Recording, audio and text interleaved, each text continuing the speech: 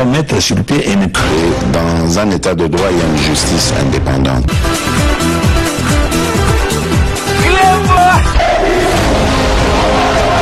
Ce n'est pas pour rien qu'il faut des conseils.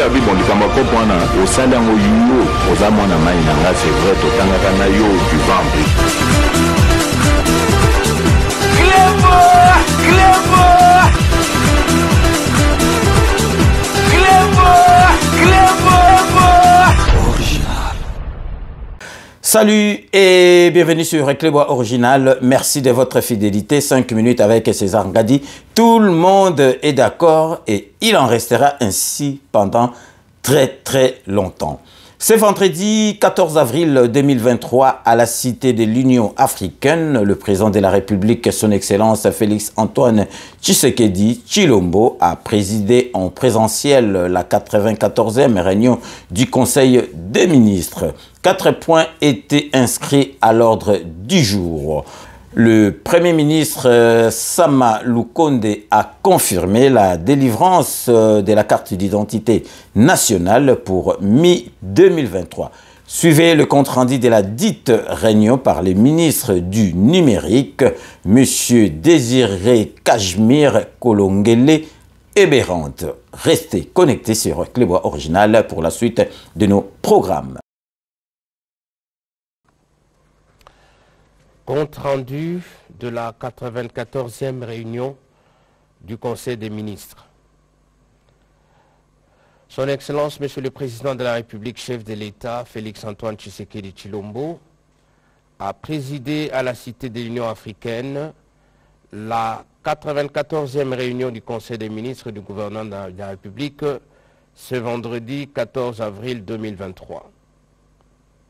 4 points étaient inscrits à l'ordre du jour, à savoir 1. Communication de son Excellence, Monsieur le Président de la République, chef de l'État. 2. Point d'information. 3. Approbation d'un relevé des décisions du Conseil des ministres. 4. Examen et adoption des textes. 1. Communication du Président de la République. La communication du Président de la République, chef de l'État, a porté essentiellement sur 3 points, à savoir de la création du Conseil consultatif présidentiel pour le Pacte national de l'agriculture et de l'alimentation. Le Président de la République a annoncé au Conseil la mise en œuvre dans les prochains jours d'un Conseil consultatif présidentiel pour le Pacte national de l'agriculture et de l'alimentation, en sigle CCP-PNAA. Cette structure consultative aura pour principale mission de coordonner la formulation des orientations stratégiques ainsi que d'assurer le suivi des engagements pris par toutes les parties prenantes au pacte précité.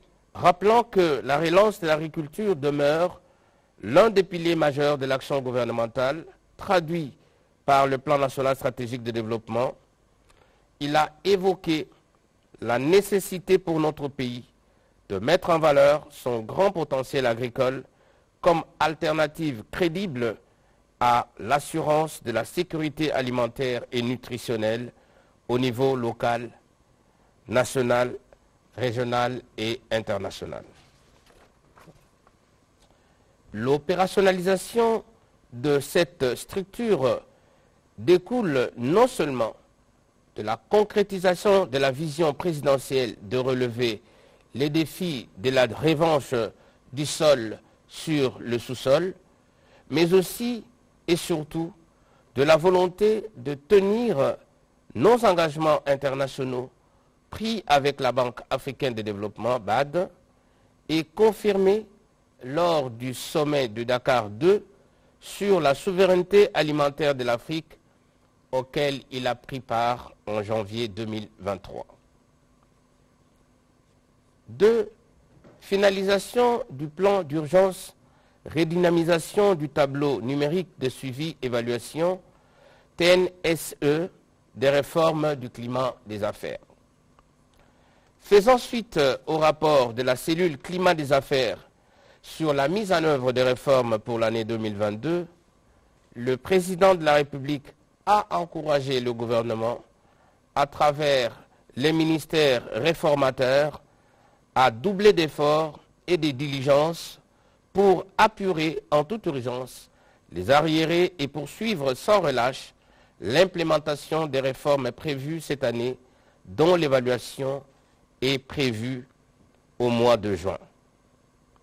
À cet effet, il a instruit la synergie constituée de la cellule climat des affaires, de la primature et du ministère du Plan, non seulement de finaliser rapidement un plan d'urgence pour rattraper les réformes prioritaires à impact positif sur l'environnement des affaires, mais aussi de privilégier une approche participative avec le secteur privé, comme l'avait recommandé à l'occasion de son intervention à la cérémonie de vœux avec le membre de la Fédération des entreprises du Congo, FEC en sigle.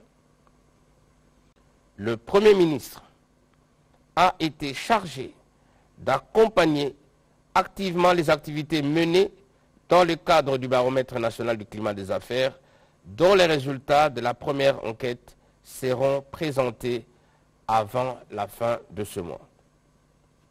3. Partenariats et conventions conclues par les ministères et autres entités publiques relatifs au patrimoine immobilier de l'État. Le président de la République a été saisi des informations faisant état de l'existence de plusieurs initiatives de conventions de partenariat portées par des ministères et autres entités publiques en rapport avec le patrimoine immobilier de l'État. Si certaines de ces conventions de partenariat visent à valoriser le patrimoine immobilier de l'État, d'autres, en revanche, auraient pour effet l'aliénation pure et simple d'une partie de ces derniers. Face à cette situation, il a d'une part attiré l'attention du Conseil sur la nécessité de la cohérence de l'action gouvernementale en cette matière pour éviter des situations d'indélicatesse et de confusion qui sont de nature à jeter un discrédit sur l'État. Et d'autre part, il a rappelé l'impérieuse nécessité de veiller à la protection du patrimoine immobilier de l'État contre l'expoliation de toute nature. Le ministre ayant la justice, les infrastructures et les travaux publics, l'urbanisme et habitat, les affaires foncières, dans leurs attributions, ont été chargés, chacun, d'inventorier toutes les conventions des partenariats portant sur le patrimoine immobilier de l'État et de présenter à l'occasion du premier conseil des ministres du mois de mai un rapport circonstancié. Ce travail est à réaliser sous la supervision du Premier ministre, chef du gouvernement, et en collaboration avec le cabinet du président de la République à travers l'Agence nationale pour la protection du patrimoine immobilier de l'État. 4. Intervention du Premier ministre. À la suite du président de la République, le Premier ministre chef du gouvernement s'est appesanti sur 3 points. En premier lieu, la délivrance de la carte d'identité nationale CIN. Le Premier ministre chef du gouvernement a annoncé que les préparatifs en vue de la réalisation de cet important axe du programme d'action du gouvernement se poursuivent. À mi-2023, les premières cartes d'identité seront délivrées après plus de 3 décennies d'attente. Le chef du gouvernement a attiré l'attention de tous les intervenants dans les processus de mutualisation des opérations, à savoir la Commission électorale nationale indépendante, CENI, l'Office national de l'identification de la population, ONIP, et le Bureau central de recensement, BCR, Institut national de la statistique, INES, de jouer chacun son rôle. En deuxième lieu, le Premier ministre chef du gouvernement a évoqué la crise humanitaire qui plonge dans la précarité près de 200 000 ménages, soit plus d'1 million de personnes identifiées par les services du ministère des Affaires sociales, Action humanitaire et Solidarité nationale.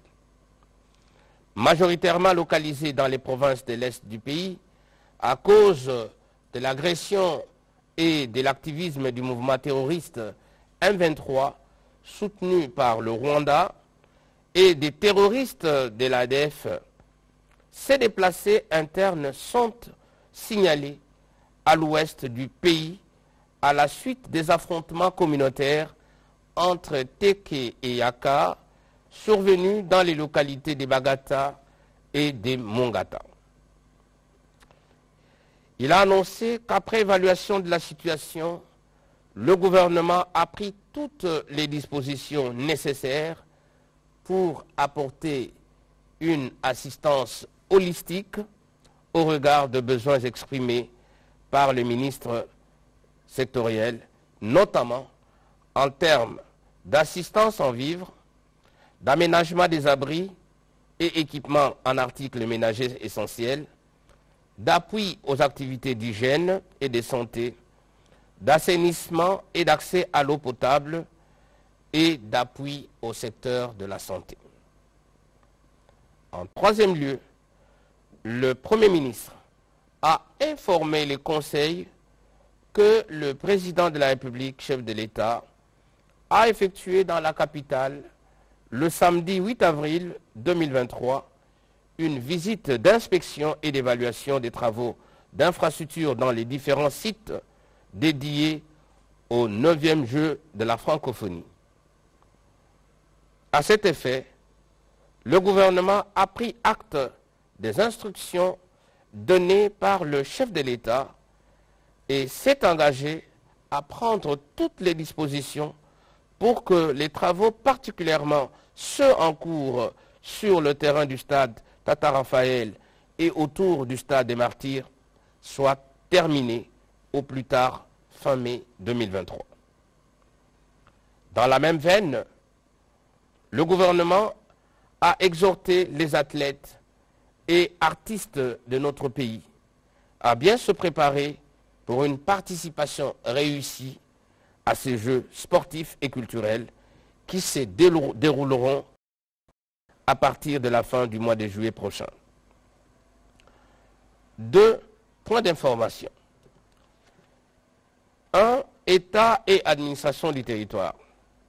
Le vice-premier ministre, ministre de l'Intérieur, Sécurité et Affaires coutumières, a présenté l'État et l'administration du territoire qui reste dominé par la poursuite des opérations militaires ordonnées par le président de la République, chef de l'État, commandant suprême des forces armées et de la police nationale congolaise, dans le cadre de l'état de siège en province de l'Ituri et du Nord Kivu. Pendant la semaine qui se termine, l'état d'esprit de la population est resté dominé par 1. La visite du président de la Confédération helvétique à Kinshasa, exclusivement centrée sur les préoccupations humanitaires dans la partie est du pays. 2. Par la visite à Luanda du président de la République, chef de l'État, dans le cadre du suivi des accords de Luanda, en rapport avec la présence et l'occupation d'une partie du territoire national par les terroristes du M23, appuyés par l'armée rwandaise. Brossant succinctement la situation sécuritaire dans les différentes provinces du pays, le vice-premier ministre, ministre de l'Intérieur, a épinglé notamment les faits ci-après. Dans la province du Sud Kivu, il a été fait état d'une psychose et d'une récrimination au sein des populations des villages Manga, Tongwe, Nseke, Kiriza, Karanga, Shangwena, Rubana, Ruisokwe et Katanga, groupement des Babouiri, secteur de Mutambala, territoire des Fizi, avec à la base des exactions dont elles sont victimes de la part des Maïmaï du groupe Yakutumba qui extorquent, torturent et pillent les biens des paisibles citoyens. Les forces de défense et de sécurité traquent ces miliciens dans la zone. Dans la province de l'Ituri, suite à l'activisme des groupes communautaires, il a été signalé beaucoup de déplacés aimants dans la cité de Djougou, fuyant les atrocités des miliciens Kodeko Bon Temple au village Masikini, Dagou, Gokalou, Djougo et dans la cité de Boura. S'agissant de la situation aux frontières, le vice-premier ministre, ministre de l'Intérieur, a informé les conseils de la visite à la frontière Gatumba-Burundi, Kavimvira, République démocratique du Congo, Uvira, du ministre burundais de l'Intérieur, Développement communautaire et sécurité publique, dans le but de renforcer la collaboration pour la gestion du flux migratoire et sécuriser les populations de deux pays. Le Conseil a pris acte de ce rapport. Deux situations sécuritaires. Pour sa part, le vice-premier ministre, ministre de la Défense nationale et ancien combattant, a présenté au Conseil la situation sécuritaire globale du territoire national. Il a notamment mis en exergue les faits ci-après. 1. Les efforts déployés pour mettre fin à l'activisme accru des assaillants Mobondo dans les territoires de Bagata, province du Kwilu, et aux environs de Kinshasa. 2. La poursuite du retrait timide des terroristes M23 RDF, suivi des actes de vandalisme causés par ces derniers en dépit de la poursuite du déploiement des éléments des East African Community Regional Forces. 3. La traque contre les terroristes ADF-MTN. 4. Les actions en cours et l'intensification de l'activisme des groupes armés Kodeko, Zaïre et autres dans les territoires d'Irumu, Mambasa et Djougou. Les membres du Conseil des ministres ont été informés de tous les détails préoccupants sur le plan sécuritaire, principalement dans les provinces de l'Ituri, du Kwilu, du Nord Kivu, du Sud Kivu. Lesquels détails étaient suivis des plans stratégiques mis en route pour rétablir la sécurité et l'autorité de l'État mis à mal par les ennemis de la République. Le Conseil a pris acte de ce rapport. 3. Situation sanitaire dans le pays. Au nom du ministre en mission, le vice-ministre de la Santé, Hygiène et Prévention a présenté la situation sanitaire du pays en focalisant son attention sur la situation épidémiologique qui se présente de la manière suivante. En ce qui concerne le Covid-19, jusqu'au 11 avril 2023, la létalité reste stable et maintenue autour de 1,5%. Une décrue des cas de Covid-19 est constatée sur l'ensemble du pays et la surveillance épidémiologique suffisante continue demeure toujours maintenue. Cette dernière permettrait ainsi d'éclairer la prise de décisions opérationnelles fondées sur des preuves concernant notamment les stratégies d'intégration de la vaccination contre Covid-19 dans le programme élargi de vaccination de routine.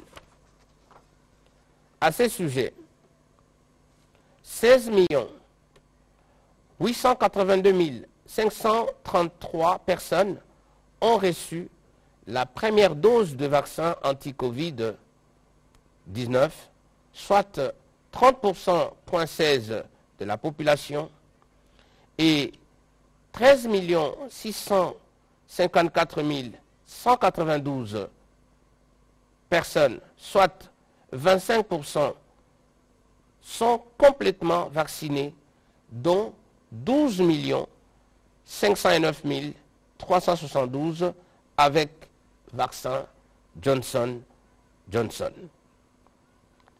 Quant au choléra, à la rougeole et au monkeypox, le vice-ministre a épinglé les actions des ripostes en cours qui consolident davantage la maîtrise de la situation qui demeure globalement stable. Il a terminé son intervention en informant les conseils de l'inauguration par le président de la République, chef de l'État, de l'hôpital militaire du camp Tchatchi. Cette institution sanitaire qui disposait jadis d'une capacité de 20 lits a été complètement transformée grâce à cette rénovation en un hôpital tertiaire qui offre plusieurs services spécialisés avec une capacité de 150 lits. Le Conseil a pris acte de cette note d'information. 4. Célébration de la Journée internationale du travail. La ministre de l'Emploi, Travail et Prévoyance sociale a présenté au Conseil la note d'information relative à la célébration de la Journée internationale du travail le 1er mai 2023. Elle a rappelé que le thème international reconduit depuis 3 ans en attendant le communiqué de l'Organisation internationale du travail et promouvoir le travail décent dans un monde en mutation. Conditions de vie des travailleurs, les souhaits des partenaires sociaux, travailleurs et employeurs, et du gouvernement serait que cette fête soit placée sous les signes d'espoir, a indiqué la ministre d'Emploi, Travail et Prévoyance sociale. En marge de la célébration de cette journée internationale, les attentes de ces partenaires sociaux, notamment la remise du cahier des charges, ont été communiquées au président de la République. Le Conseil a pris acte de cette note d'information. 5. Octroi du siège au CERED de GL et lancement de la campagne « Un homme, une brique ». La ministre du Genre, Famille et Enfants a commencé son intervention en informant les conseils que Kinshasa abritera du 30 mai au 2 juin 2023 les conseils des ministres de la SADC en charge du genre et des affaires féminines. Cette rencontre offre à la République démocratique du Congo une grande tribune d'expression et de plaidoirie de la politique du genre dans la protection et la promotion des droits des femmes, telle que voulue par le président de la République, chef de l'État. Évoquant les conditions de l'UNESCO pour une présence permanente de notre pays comme membre de la catégorie 2, la ministre du Genre, Famille et Enfants a évoqué la nécessité de doter le CERED GL d'un siège, car l'absence d'infrastructure pour ce genre, pour ce centre régional, expose notre pays au risque de perdre de son siège au profit d'un autre membre. Par ailleurs, elle a informé le Conseil de son initiative visant dans le cadre de la masculinité positive prônée par le président de la République à organiser une campagne de collecte de fonds auprès des hommes dénommée « Un homme, une brique » pour la construction des maisons des femmes à travers le pays, lieu où les femmes seront formées et informées sur la digitalisation en vue de combattre la fracture numérique observée entre les hommes et les femmes.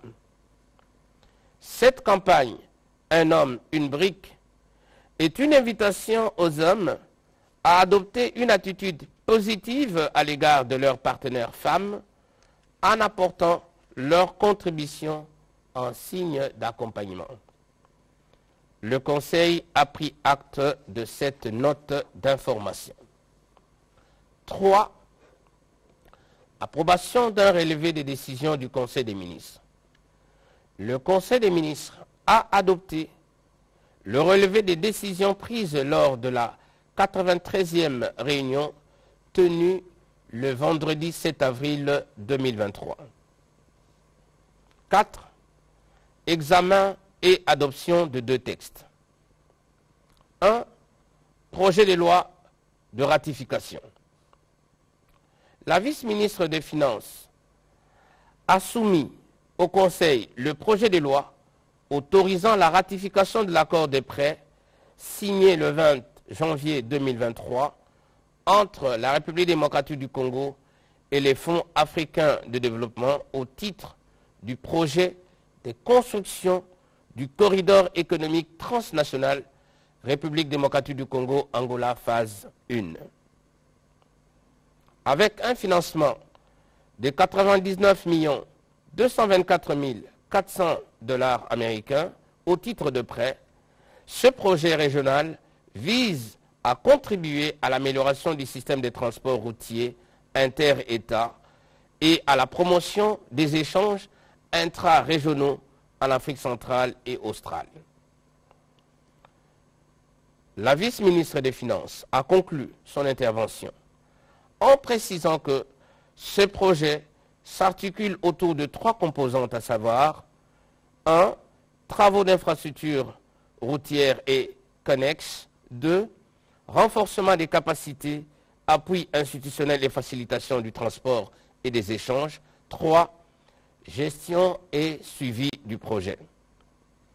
Après débats et délibérations, le Conseil a adopté ces projets de loi et a autorisé sa transmission pour ratification au Parlement. 2. Projets de décret. La ministre des Mines a soumis au Conseil le projet de décret portant création, organisation et fonctionnement d'un service public dénommé Inspection Générale des Mines, IGEM en sigle. Celle-ci, donc l'Inspection Générale des Mines, a pour mission, entre autres, de lutter contre la fraude et la contrebande minière sous toutes les formes, de concevoir, mettre en œuvre et assurer le suivi de l'exécution des mesures pratiques de collaboration sur le terrain entre les services et organismes publics ayant dans leurs attributions la lutte contre la fraude et la contrebande dans les secteurs des mines. Doté de l'autonomie administrative et financière et placé sous l'autorité du ministre ayant les mines dans ses attributions, ce service public entend donc renforcer la synergie entre les services de l'État habilités dans les mécanismes de lutte contre la fraude et la contrebande minière, contrôler et veiller à la traçabilité des produits miniers du site d'exploitation au point d'exportation.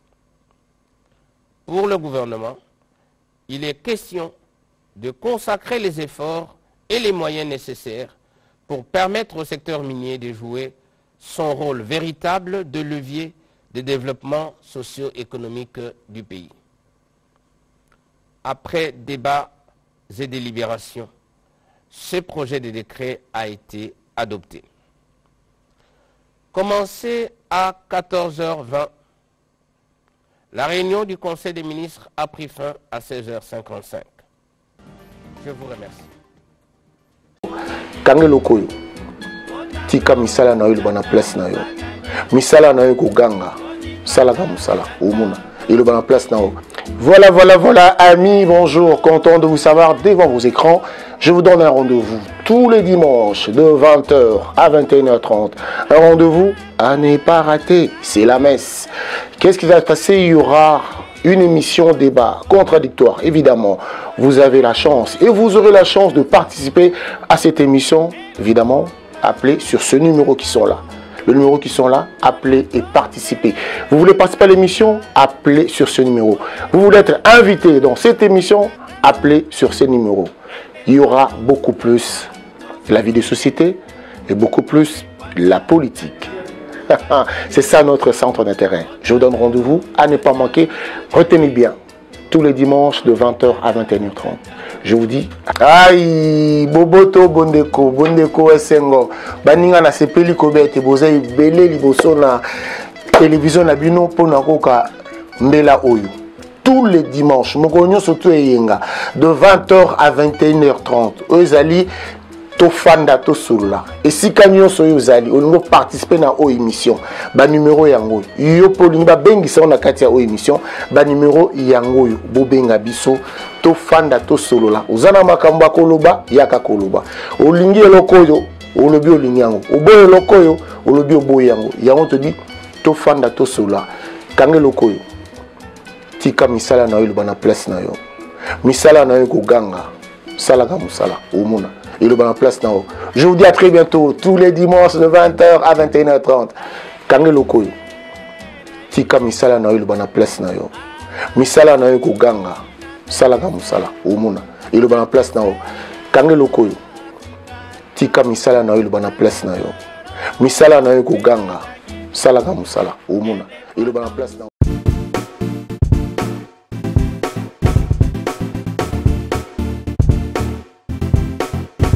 On doit mettre sur pied et créer dans un état de droit et une justice indépendante.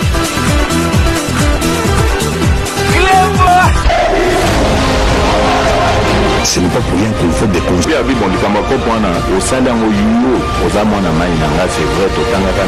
tu